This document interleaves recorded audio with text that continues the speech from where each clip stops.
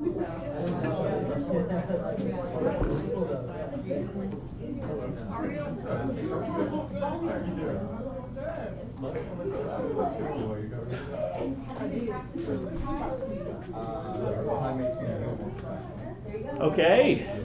let's go ahead and get started. First of all, welcome to the Spring 2024 Capstone Ignite presentations. Woo! Absolutely. So I'm very excited to have you here. We have 9 amazing students presenting tonight. Unfortunately, one of our students was or is under the weather, so Reed was not able to make it tonight, sadly. But we have 9 wonderful presentations nonetheless. And so if you haven't seen an Ignite presentation before, the way these work are the students have 20 slides that are to move automatically every 15 seconds. And they are required to keep on track with those presentations as they move. And they were also required to have baby pictures in their presentations. And so I'm very excited to see all of that. So without further ado, you should all have a program located near you. So if not, let me know and we can track one down for you. So we are going in alphabetical order. So we are starting with Josh Denney.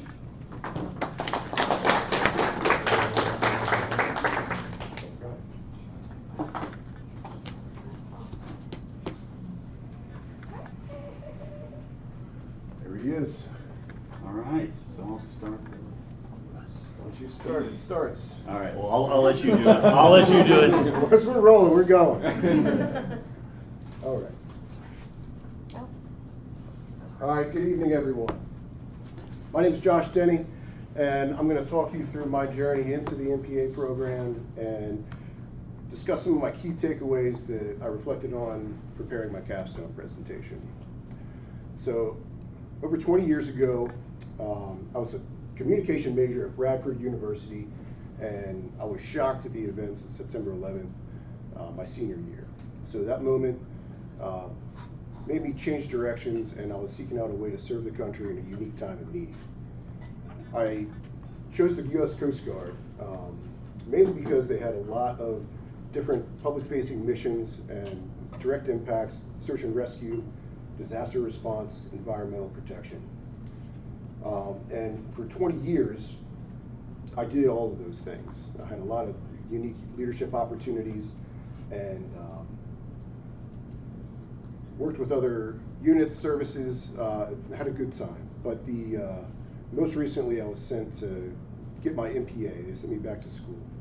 So at College of Charleston, I had the idea to integrate my communications background and tackle both programs simultaneously.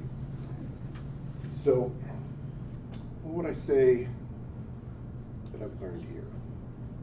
The next few minutes, I'm going to go through some of the key takeaways that I reflected on in the capstone, and you'll find that they're going to correspond to the 5 NASPA competencies that most of us are pretty familiar with. Leadership in the military is a lot different than the real world in a lot of ways, and the focus on leadership in this program opened my eyes to new ways to leverage the power of diversity and how to be a culture builder in and out of the service. I also learned to slow down and focus on long-term effectiveness rather than short-term results. Listening to everyone really results in impactful solutions that have staying power. In my policy report on reducing gun violence, after considering all the research and the feasibility studies, I was surprised when I found that my recommendations were counter to what I originally thought they'd be. And that goes into, policy being a lot about the process as much as the result. And I liked thinking about how the inclusion process was a way to support democracy and constitutional principles inside that policy bubble. I conducted surveys and used analytical tools to support arguments, and even though correlations were often pretty obvious, the important thing was that the process was transparent and it stood up to scrutiny.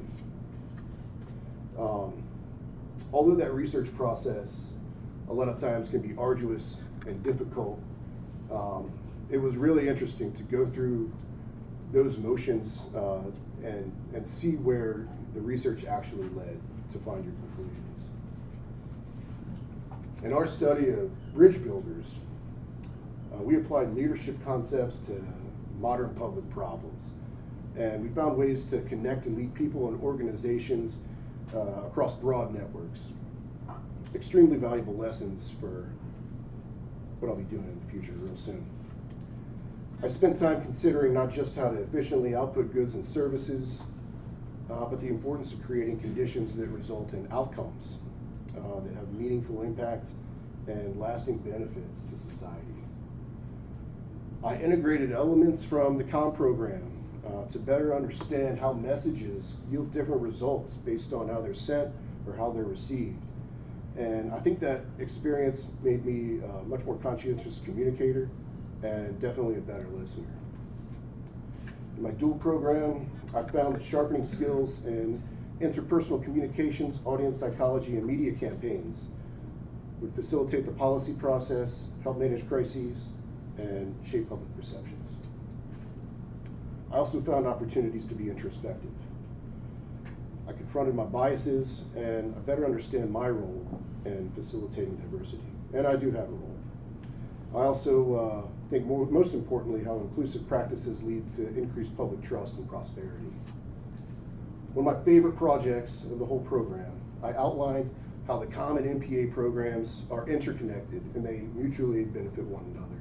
And I drafted a proposal to create a new dual program at College of Charleston that I hope might be advantageous to future students in the near future. So today I feel reinvigorated. In May, I plot a course to Washington, D.C. I'm going to put the uniform back on, and I'll be working in policy development and execution and working on strategic comms at Coast Guard headquarters. But now, thank you to faculty, staff, my peers in the program. It was definitely a team effort to get to the finish line. Please reach out to me directly if I can help you with your research, with your projects, and be part of your process. So thanks a lot.